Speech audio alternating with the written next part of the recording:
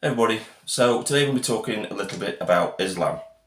Now, every time people talk about Islam or critical of Islam, you will hear this argument be brought up that you've got to make the caveat that not all Muslims are terrorists and things like that. So, to dispel this argument and to kind of just show why it's an irrelevant argument, I'm going to play this clip from Bridget Gabrielle, and she goes into this argument and basically shows why it's completely vapid as an argument against Islam. Assalamu alaikum. Peace to you all. My name is Saba Ahmed. I'm a law student at American University. I am here to ask you a simple question. I know that we portray Islam and all Muslims as bad, but there's 1.8 billion Muslim followers of Islam. We have 8 million plus Muslim Americans in this country, and I don't see them represented here. But my question is, how can we fight an ideological war with weapons? How can we ever end this war? The jihadist ideology that you talk about, it's an ideology. How can you ever win this thing if you don't address it ideologically?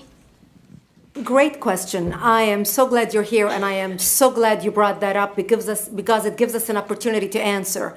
What I find so amazing is since the beginning of this panel, which we are here about Benghazi attack against our people, not one person mentioned Muslims. We are here against Islam, or we're launching war against Muslims. We are here to discuss how 4 Americans died and what our government is doing.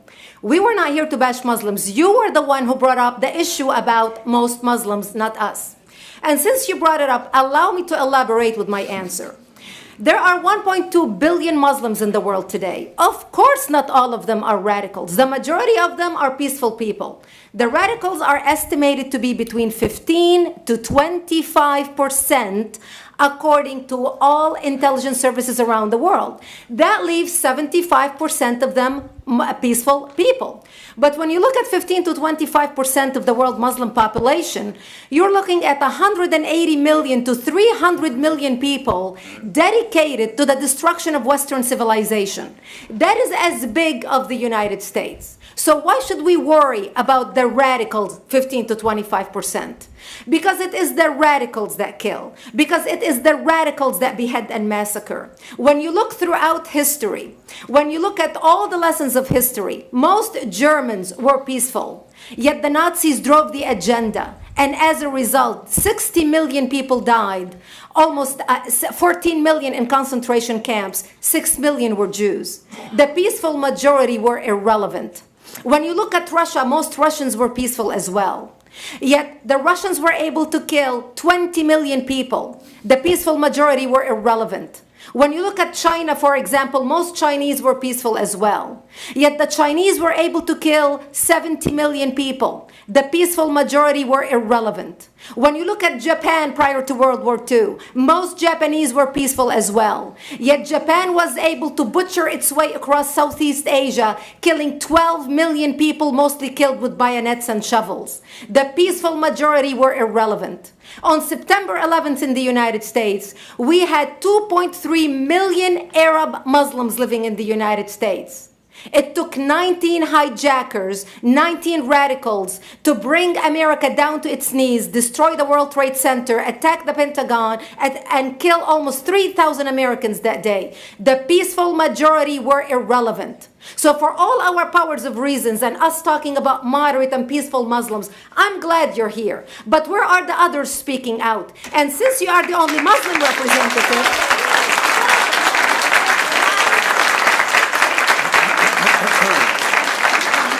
save the applause till the end.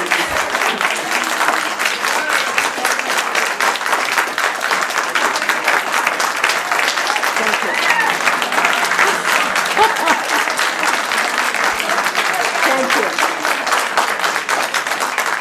And since you're the only Muslim representative in here, you took the limelight instead of speaking about why our government, and I assume, are you an American? You're an American citizen. So as an American citizen, you sat in this room and instead of standing up and saying a question or asking something about our 4 Americans that died and what our government is doing to correct the problem, you stood there to make a point about peaceful, moderate Muslims. I wish you brought 10 with you to question about how we can hold our government responsible. It is time we take political correctness and throw it in the garbage where it belongs. So in that video clip, Bridget Gabrielle, she says that the majority of Muslims are peaceful and they're the ones that are irrelevant. So we're going to go and take a look at that into more depth. Not the 300 million Islamists, we'll talk about them in a bit. We'll talk about the 700 or so Muslims that she said are mostly peaceful. So a study was done, a survey was done of British Muslims. 3,000 Muslims from various towns, according to this article from the Insider. I'll leave a link to that in the bar so you can go and read it for yourselves.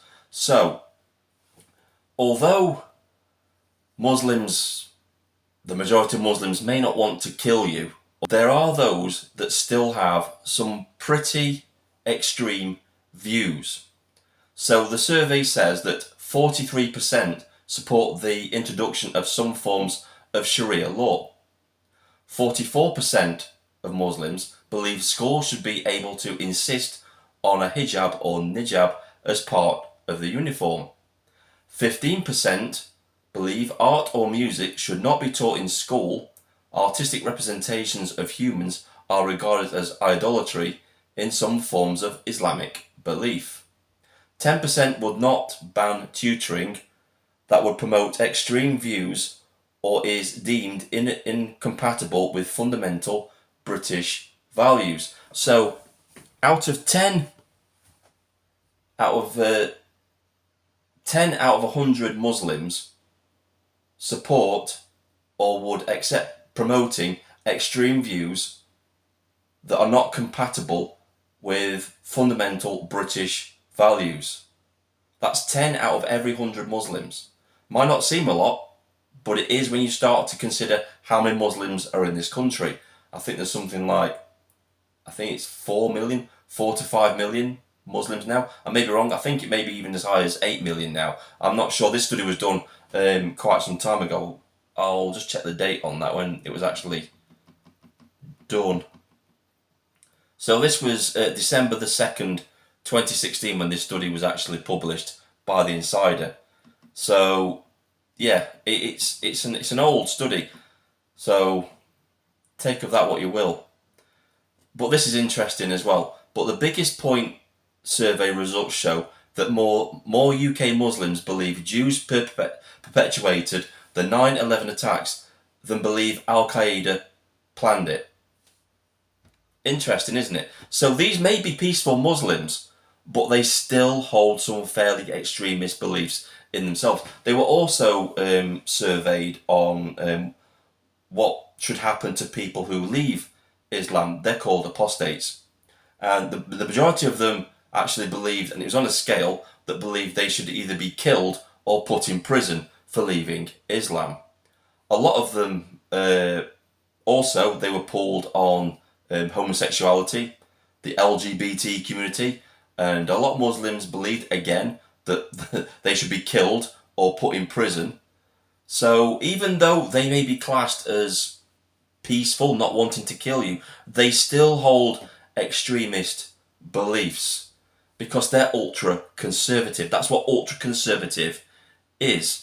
It's the Quran and Islam itself hasn't gone through any kind of reformation like what Christianity did, when Christianity went through the Reformation and it just kicked out the Old Testament, all the really dodgy bits of the Bible that still promoted killing people and stuff like that. Christianity went through a Reformation and made it basically a benign religion. Islam hasn't gone through that, mainly because if you look at majority Muslim countries, they're very, very conservative. You look at Iran, you look at Afghanistan, you look at Iraq, they're very, very ultra-conservative in their beliefs, and any deviation or any criticising of the Quran or anything like that will get you in very dangerous trouble. Very dangerous trouble. So what are Islamists? Islamists are the political body. They are the extremists, they are the jihadis that we have right now. Now, way back in when that clip was filmed. I think it was back in 2016. Again, I'm not sure. You'll have to correct me on that in the comments if I'm wrong. But at that time, there were 300 million jihadis, according to intelligence services around the world. Islamists, ultra conservative, to a point they're extremist, and they fully believe in establishing a Islamic caliphate, an Islamic state, where they want to basically kill all the unbelievers and install Islam as the dominant belief system in the countries that they've conquered. So that's what an Islamist is. And like I said, there are 300 million of those in existence, maybe more now, in the world. So as you can see, this concept of a moderate Muslim gets less and less likely. That you've got the 300 million that are basically extremists, they're not moderates at all.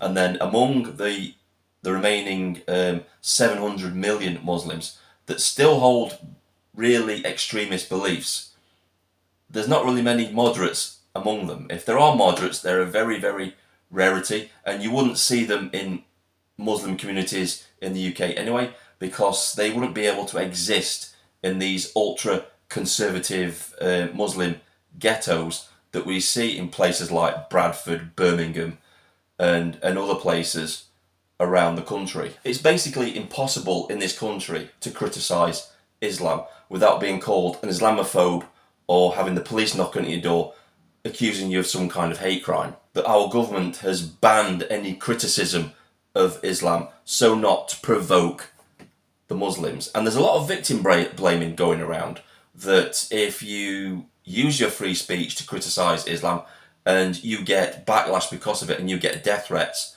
and you get your life threatened, the person doing the criticism is the one that usually gets blamed for it.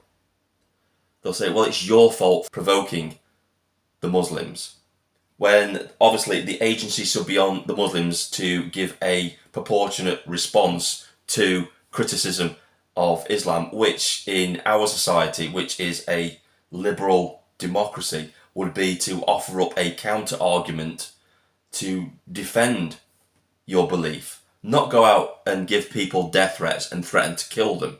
That's not acceptable. That should never have been an acceptable response to criticism of Islam. But that's what has happened. We basically have backdoor blasphemy laws in this country in the form of hate crime laws. And so any criticism of Islam is basically frowned upon. And I was doing this in 2010 in the Great Debate community, when we had the atheist community, and I was criticising Islam.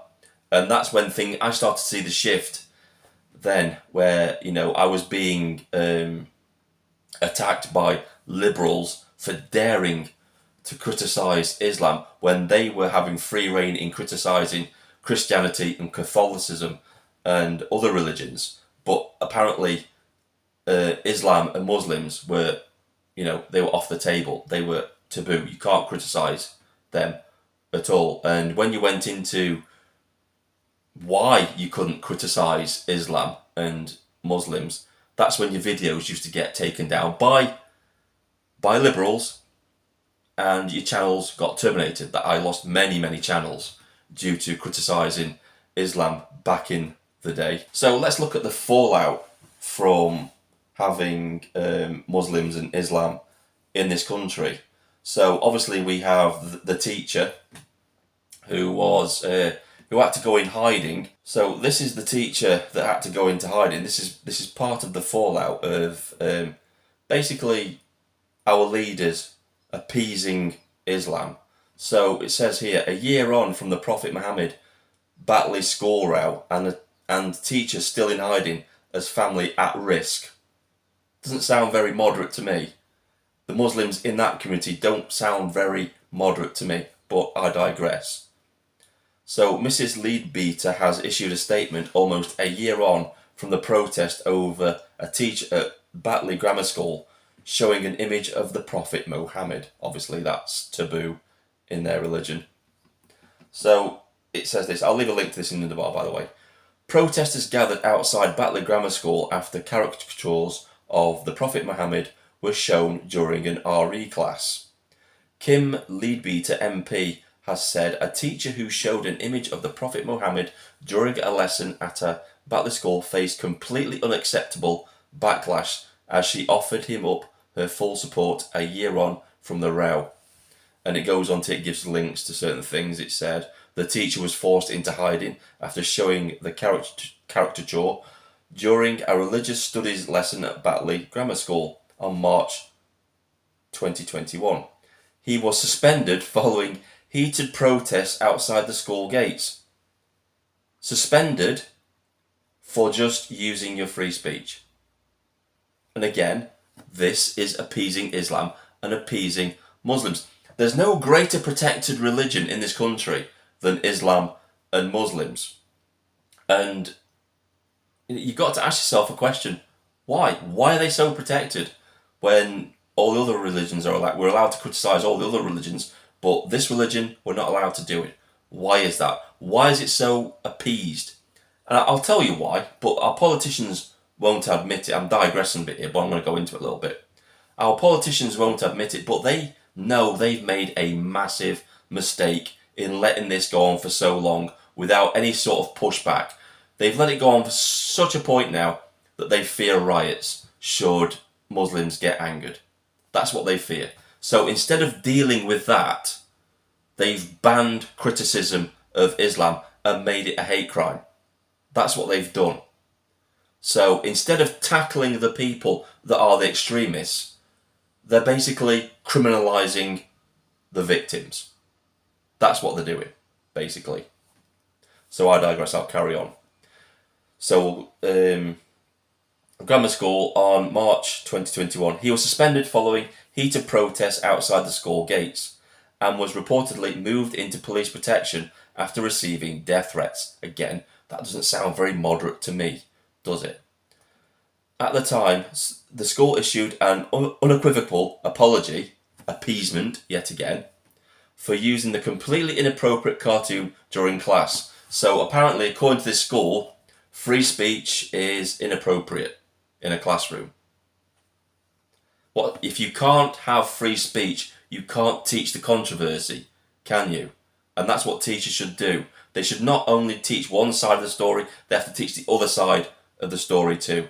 That's how you get a good education, but apparently this school doesn't believe in that. In a statement given to York Live almost a year since the protest broke out, Ms. Leadbeater said it was completely unacceptable for the teacher to have been forced into hiding and his family put at risk. I have kept in regular contact with him and his family through his union, who actually gave him no support whatsoever, along with the police and along with the local council. They gave this guy no support whatsoever, and they actually sided with the Muslims in this. Again, more appeasement.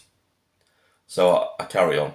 He knows that he has my full support, and if there's anything I can do to help him, as the current MP for the area, I will do it. I have written to the teacher on 2 occasions to reiterate to him and his family that there is no time limit on my offer of help and support. I fully understand and respect his very clear desire to get on with his life. And that's from a Labour MP, so that's quite good from a Labour MP. Probably the only sane one amongst them all. And that was Batley High School. And then, of course, we have to look at the massive cover-ups that took place regarding the grooming gangs. And this is protection afforded to Muslims so as not to cause them offence or to get them angry. So instead of the police doing their job when it was reported that young girls were being trafficked and sexually abused, instead of doing their job and investigating and arresting the people involved, they covered it up from fear of being called racist. And this is what this climate has led to. This climate of appeasement has made people so scared of losing their jobs, like the teacher did, so scared of losing their jobs that they're willing to sweep under the carpet the abuse and raping of young girls. That's how far this has gotten. To a point where councils will sweep it under the rug and bury it and cover it up, so not to show just how bad these Muslim communities actually are. So I'm going to round this video up here. I don't want to go too heavy on this, but I think I've covered the main points, and I think we can all agree this myth of the moderate Muslim is just that. It's a myth. It doesn't exist at all. And the next time it's brought up, if you're having an argument about Islam or anything like that, then you can point to that video clip and you can say, well, the silent majority are irrelevant, as Bridget Gabrielle said. They are irrelevant in this.